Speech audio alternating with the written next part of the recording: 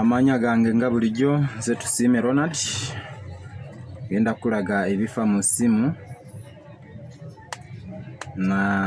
nga tumale kati nkulage n'engeri gy'osobola kuggyamu charging system singa eba ng'efudde ng'okozesa candle. So let's open.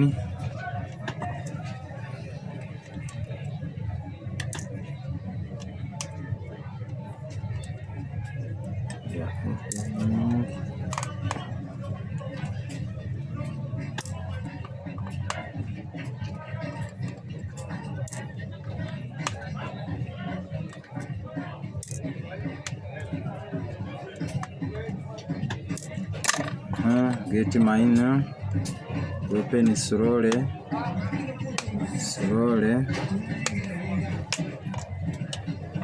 put it here, remove it slowly.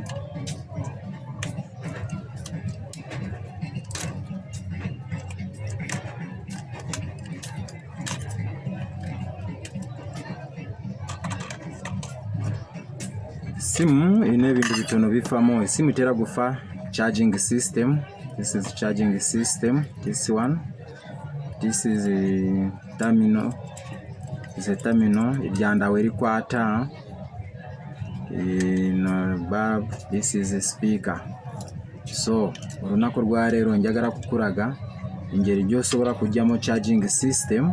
Engeri gy'osobola kuggyamu charging system ng'okozeseza kando nga toyina masanyalazi oba nga toyina blower, kubanga eno charging system gaani tesobola gyokya, tegisobola. Era abasinga kukozesa gaani ebbanga tono nefa eba tenyweredde wansi wali nga bw'erina kunywera. So blower ne kando by'ebintu birina kunyweza ki eno charging system. Kati katugeze toyina blower oba amasanyalazi tegaliiwo, omuntu customer n'akuleetera essimu onaagireka, era oyina kozesa magezi mangi n'okola ki n'omuteramu charging system. So olunaku lwa leero katukozese blower, kando, then nkulage engeri gy'osobola kukozesa kando n'okuggyamu charging system n'ogizaamu. So kano gateeka wantu nga wano, n'ofuna kantu kagikwata, n'otandika ofuna paste n'oteekako paste egonza wantu wogenda kukola ki ewagonza, ate ne line tezikwatagana, gwe mugaso gwa paste. Oteeka wano, ofuna kando, olete kibiriti,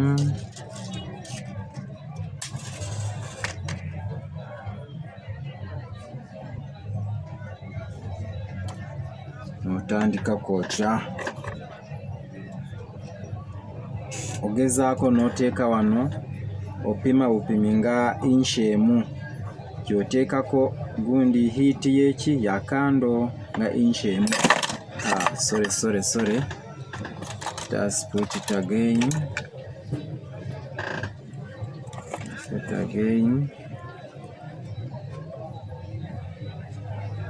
Teekako, opima bupimi n'omanya ngo heat nga inchi emu, heat ijja kuba ng'ekoze ki ng'etuuse waggulu ehiitinga eno. Simu terina kyegenda kuba, terina kyegenda kukola ki, abasinga bayinza kulowooza nga ngenda gyokya, nedda, terina ekyeba.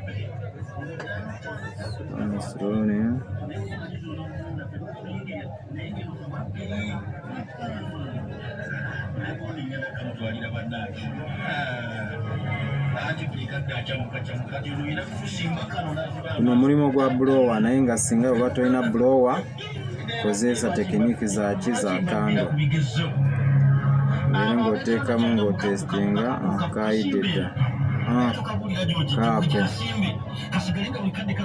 iyo charging system tugigyemu.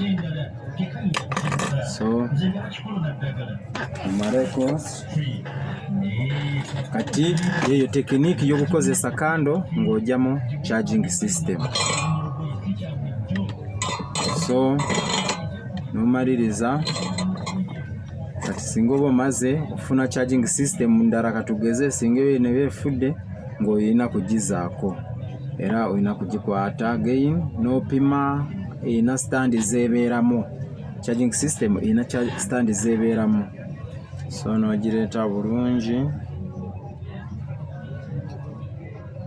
n'otestinga n'odownloada kando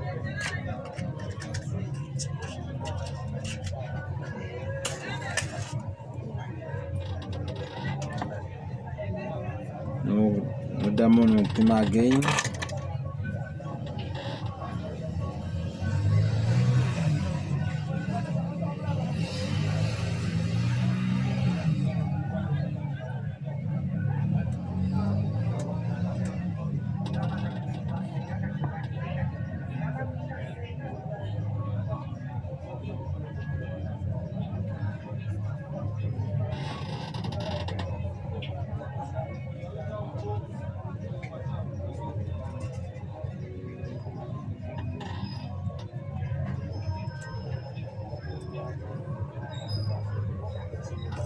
now it is over.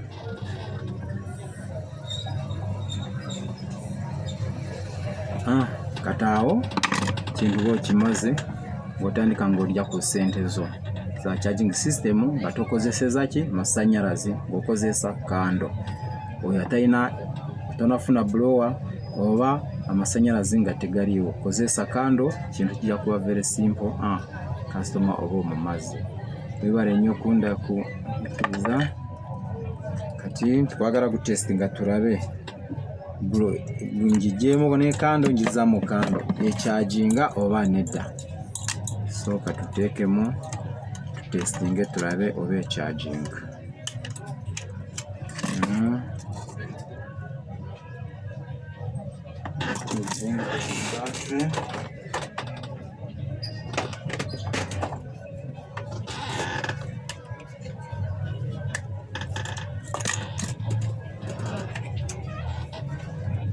Bring a charger. We are testing kyedukoze kyekyo oba nedda.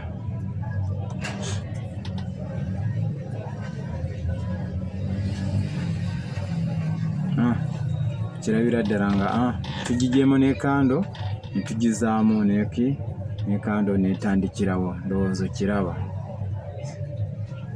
Ndowooza ko ka tekiniki kabukozesa kando okalabye ako kakuyamba nga tolina masannyalaze oba ng'oli mu kyalo kitalina amasannyalaze.